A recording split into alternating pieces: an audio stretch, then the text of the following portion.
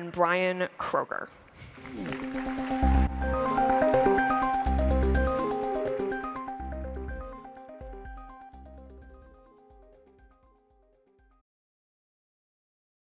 Hey everyone, I'm Brian Kroger, and today I'm going to be talking to you about scaling leadership.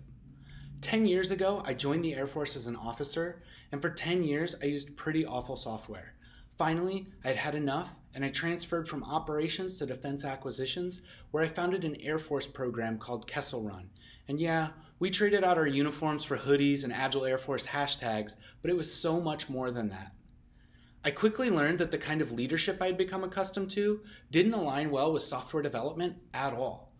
Kessel Run changed DoD software acquisitions forever, but it wasn't about technology or process as much as it was about a fundamentally different approach to people and to leadership. I'm taking the approach I learned and honed there with me as I launch my own company, Rise8, where I'll continue helping the government to transform how it builds software. As many of you are aware, that comes with many challenges, like scaling leadership. I believe it really boils down to problematic narratives. Every so often, an article like this one would come out about Kessel Run. Cloud enables combat coders. Just buy a little cloud, maybe a cloud platform, sprinkle it with some agile DevOps, and bam, you've got yourself a digital transformation. That's not how any of this works. Culture enables combat coders, not cloud computing. You could do this before the cloud. And if you couldn't do it without the latest tech and processes, then you can't do it with them either, unless you're willing to fundamentally change certain aspects of your organization. It's not magic, but that narrative is pervasive. As Nietzsche pointed out, we tend to look at how things are and assume they came to be by magic. He goes on to say that our vanity is the culprit. We tend to explain away great achievement with magic so that we don't have to hold ourselves accountable for not reaching similar achievements. So think about that from the perspective of the status quo. Admitting that this is really just thousands of hours of effort on the right things is problematic for two reasons. One, it means the status quo could have done this all along and doesn't let them off the hook. And two, it means the status quo, who haven't put in thousands of hours of deliberate practice, can't reasonably take credit for the achievement and aren't qualified to lead it. So the magic myth continues to be perpetuated. The unfortunate side effect is that leaders in the organization, senior leaders who are a little bit removed from this, they see all the goodness coming from the initial delivery teams and they genuinely want to help. But they turn to the status quo who believe this is just some new magic, and they'll attempt to scale it by parachuting in the old organization's brightest leaders. That is not a very successful way to scale digital transformation. And us innovators don't do ourselves any favors here. We just work so damn hard that everyone naturally assumes aliens did it. In all seriousness though, we don't talk enough about the mundane aspects of what we do. So I'm asking everyone to counter the narrative.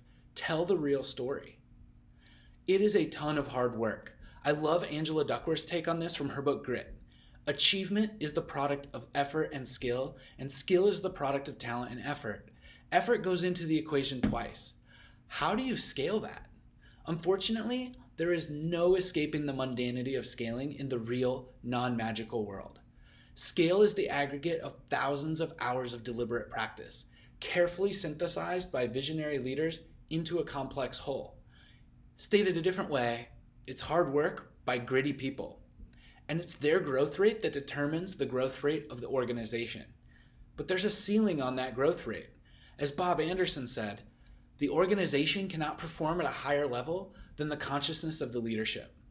So it's important to remember that the experienced employee that the status quo wants to parachute in has 0 hours of deliberate digital practice, while that inexperienced employee now has thousands of hours. So choose wisely. You need digital leaders. You probably don't have those, so you need to grow them. They're the ones that are going to set the tone for the culture and implement the structure that you need to scale. And yeah, I said it, culture. One parachuted leader told me, Brian, you got to stop talking about culture. That's just fluff for the Harvard Business Review. And that's why I love this quote from Safi. The word certainly has been abused, but it still means something. What I also love, though, is that Safi highlights that from a leadership perspective, structure is equally important, particularly as it relates to structural incentives. Sometimes those are a recipe for disaster, though, in the government space. It's analogous to the financial sector, where Warren Buffett observed that first come the innovators, then come the imitators, and then come the idiots whose avarice undoes the innovations they're trying to use to get rich. And for our purposes in government, you can swap that out with any number of bad incentives. Successful innovation efforts are the shiny objects that attract the so-called high-performing officers like magnets, and we don't guard against it, culturally or structurally. Eventually, though, they run out of other people's successes, and I've seen several innovation transformations die now as leaders aren't equipped to lead a digital transformation. It looks a lot like this. And let me go with the best case here. The best case is that the person under that blindfold may be a really great government leader, but he or she doesn't have the digital leadership competency that they need. At best, the innovators, they get a servant leader that empowers the people, and that's something we've all wanted from our leaders for all of our careers. But in this case, it's not enough. Digital transformation is a pioneer's job. It requires vision and strategy to match practitioner execution. And at worst, if you've been around government for any length of time, you know how that goes. The thing I hate, though, is again the narrative. When things were going well, we started with the narrative that this is magic.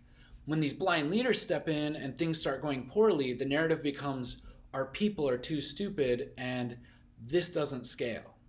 Could we all just agree that there's no talent shortage in the federal government? Just a shortage of environments where employees with a growth mindset can learn and thrive. And digital transformation does scale, but you have to scale digital leadership first. It's not magic, it's hard work. I'm asking each of you to fight these three narratives. They aren't as innocent as they seem. They are in fact extremely damaging.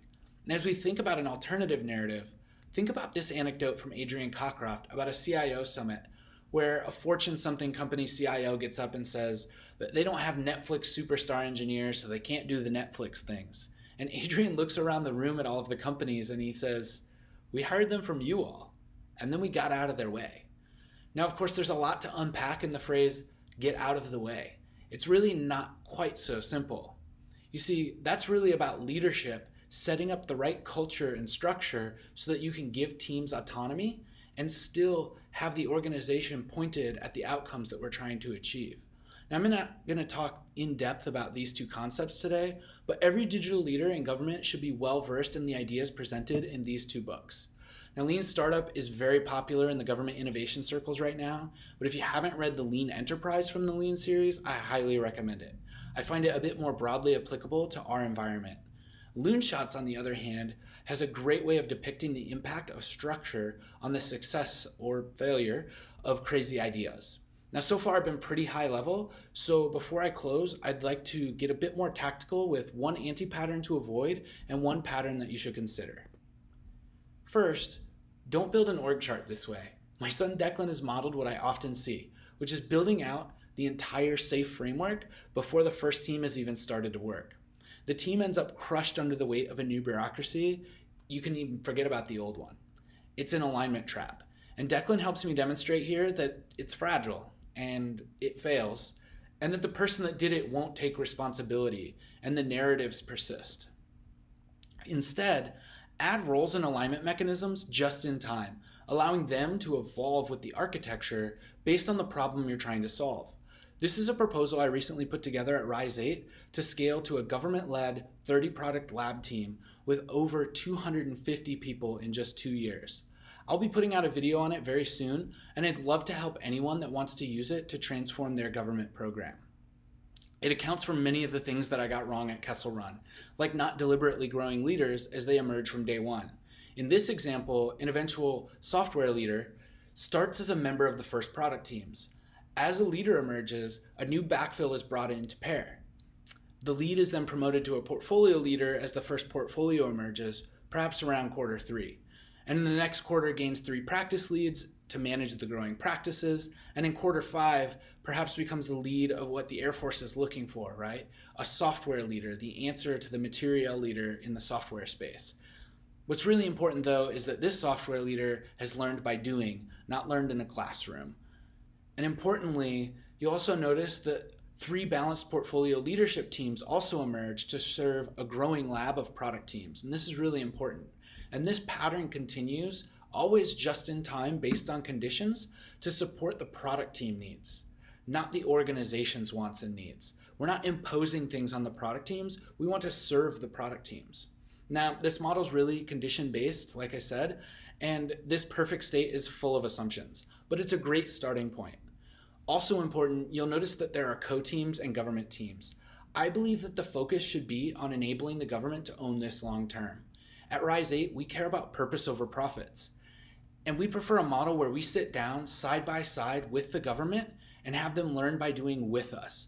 And for us, that means working on real problems, building real software for real users, and putting that in real production environments that they can use to conduct real operations. That's a whole lot of realness, but that's really important. And once we do that, then we get out. And that proposed mitosis model is a great way to scale change in a viral sort of way. And finally, this is only one of 3 parts necessary for what I believe represents success in government digital transformation. You're also going to need platform and agile acquisitions, and the software leader needs to be well versed in all 3. Again, look out for a video soon that describes this model in better detail. But to sum up, this isn't magic, and the status quo can't lead it. We need to grow digital leaders, so please, tell the real story. There is no talent shortage, and digital transformation can scale, but it takes digital leadership. Scale is really just the aggregate of thousands of hours of deliberate practice. It's really mundane. And digital leaders, they need practice too. Incorporate learning by doing into your acquisition strategy. And even if you don't choose the model that I described, make sure you include learning and skill growth in your contract strategies, or if you're on the other side of the equation, in your proposals, and not as an add-on.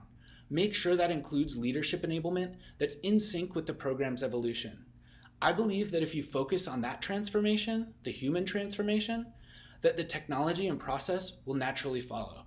Thank you, everyone. I hope you liked this video. If you did, please like it, share it, subscribe to my channel. There'll be more coming soon.